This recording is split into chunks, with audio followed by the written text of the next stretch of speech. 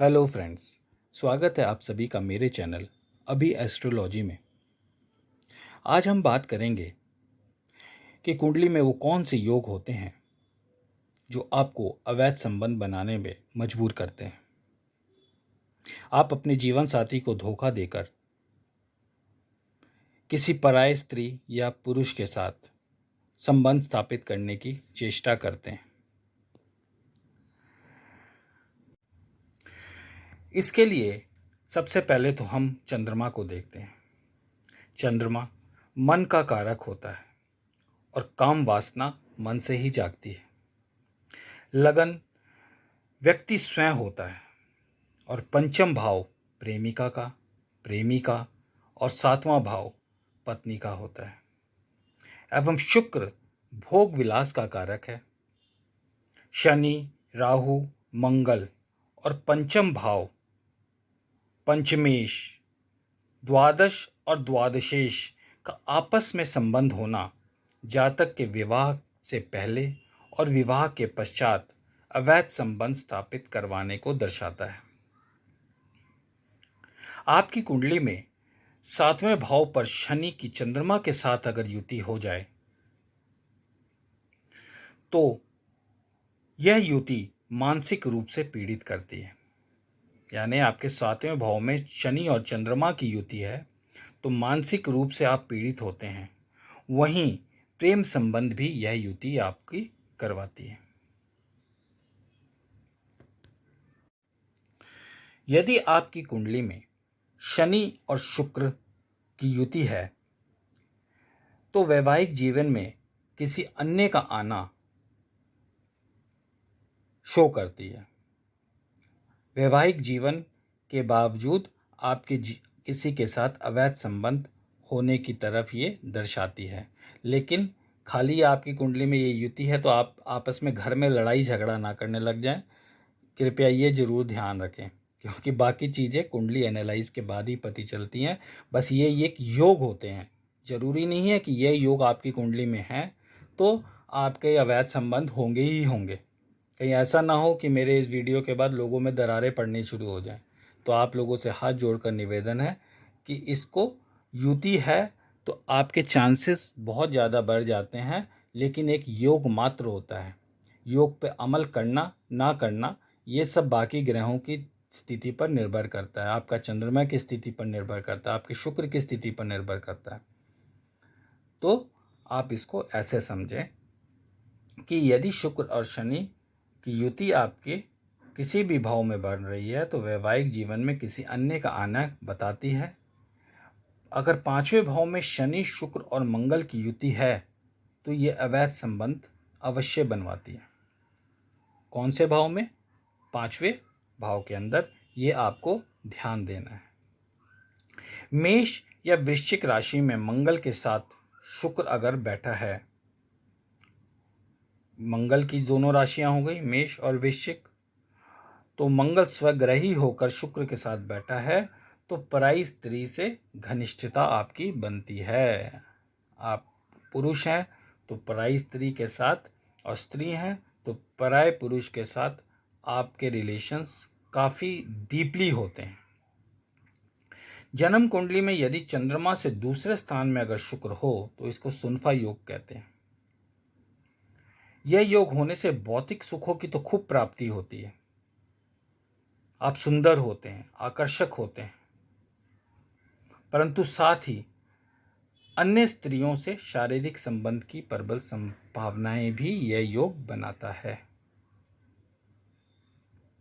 यह योग खास तौर से पुरुषों में ज़्यादा प्रबल माना जाता है कि पुरुष पराई स्त्री के साथ शारीरिक संबंध बनाने की संभावना भी रखते हैं और उसको अमल करने के लिए दिन रात सोचते भी रहते हैं। दूसरे, छठे और सातवें भाव के किसी भी स्वामी के साथ, दूसरे, छठे और सातवें भाव के स्वामी के साथ यदि शुक्र की युति लगन में हो तो यहां पर आपके चरित्र को संदेहास्पद देखा जा सकता है। यानी कोई आपके चरित्र को नहीं समझ पाएगा। हो सकता है कोई आपको सोचे कि अरे ये तो बहुत बदमाश आदमी है, ये तो रसिया है, ये तो अवैध संबंध बनाने वाला लग रहा है, लेकिन हो सकता है कि आप बहुत शरीफ हों, और हो सकता है आप शक्ल से शरीफ हों लेकिन आपके अंदर रसिया वाला गुण हो। तो दूसरे, छठे और सप्तम भाव के स्वामी के साथ अगर शुक्र की युति लगन में हो जाती है तो ऐसा योग बनता है। सूर्य और शुक्र की युति मीन लगन में होने से जातक को अत्यंत कामुकता बनाती है। मीन राशि में होने से, मीन लगन नहीं होगा, मीन राशि में अगर यानी सूर्य और शुक्र की युति मीन राशि में बन जाती है तो कामुकता बहुत होती है और आपके अवैध संबंध अवश्य बनते हैं और आप में काम वासना बहुत ज्यादा होती है। तो इस युति वालों को थोड़ा सा संभल कर रहना चाहिए।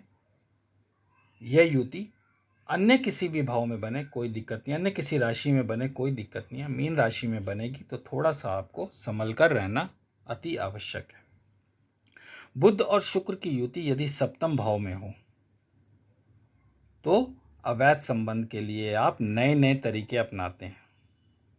फिर आपका दिमाग एक लड़की या एक लड़के पे नहीं होता, आप बदलते रहते हैं, आप में बोरियत आ जाती है। एक के साथ आप संबंध बनाएंगे, थोड़े दिन बाद बोर हो जाएंगे, ब्रेकअप करेंगे, फिर नई की तलाश में। तो बुध और शुक्र की युति सप्तम भाव में हो तो ऐसा देखने को आमतौर पर मिलता है। शनि, मंगल और शुक्र काम वासना से संबंधित ग्रह हैं। यदि आपकी कुंडली में शनि और मंगल की युति सप्तम भाव में हो तो आप समलिंगी होते हैं। यही युति अष्टम, नवम, द्वादश भाव पर हो तो आपका जो संबंध होता है वो अपने बड़ों से हो जाता है।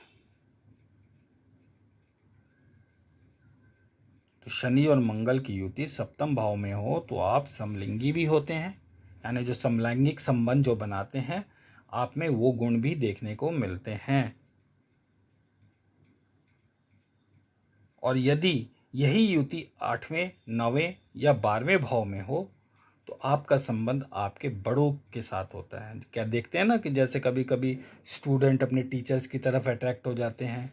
कोई 30 साल का, 20-25 साल का लड़का 30-35 साल की औरत के साथ अट्रैक्ट हो जाता है। तो ये अगर आपकी युति अगर आपकी कुंडली में बन रही है तो ऐसी संभावनाएं वहाँ देखने को मिलती है। मंगल और राहु की युति अथवा जो उनकी दृष्टि है शुक्र पर हो, मंगल और राहु की युति हो या मंगल और राहु दोनों शुक्र को देख रहे हो तो आप में कामुकता बहुत ज़्यादा होती है और आप अवैध संबंध बनाने के लिए आपका मन जो है वो भटकता रहता है। आपके दिमाग में हर समय यही ख्याल आएगा कि मेरा किसी के साथ रिलेशन हो, किसी के साथ संबंध बने।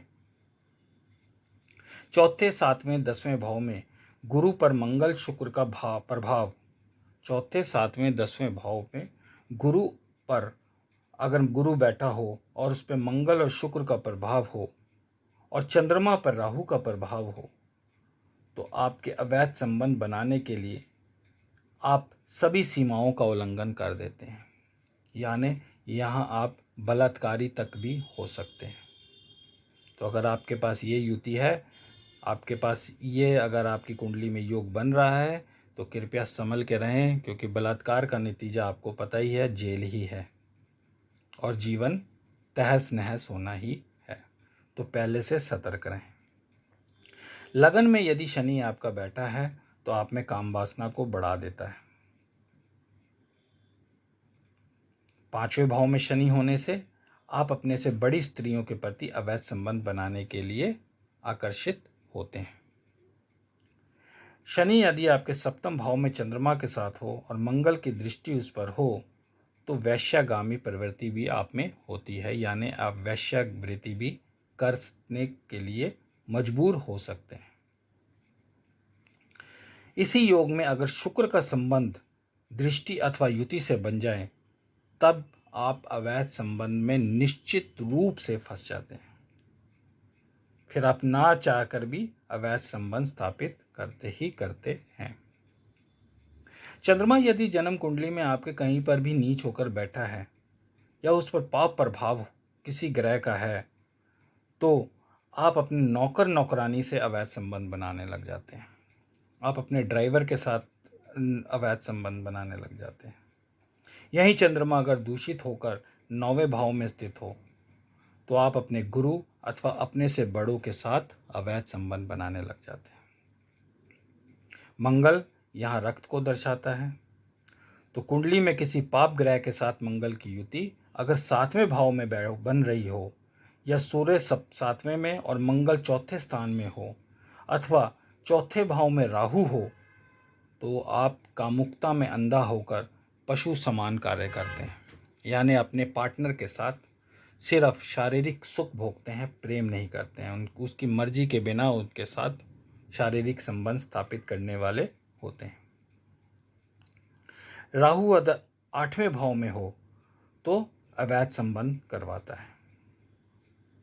तुला राशि में 4 ग्रह एक साथ होने से जातक के परिवार में कलेश उत्पन्न होते हैं, जिसके कारण व्यक्ति बाहर जाकर अवैध संबंधों को स्थापित करता है।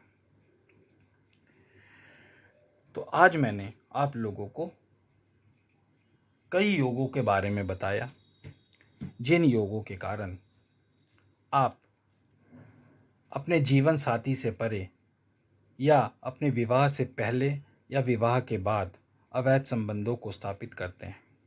तो यदि आपकी कुंडली में भी ये योग है तो कृपया सतर्क रहें और अपनी भावनाओं पर कंट्रोल रखें।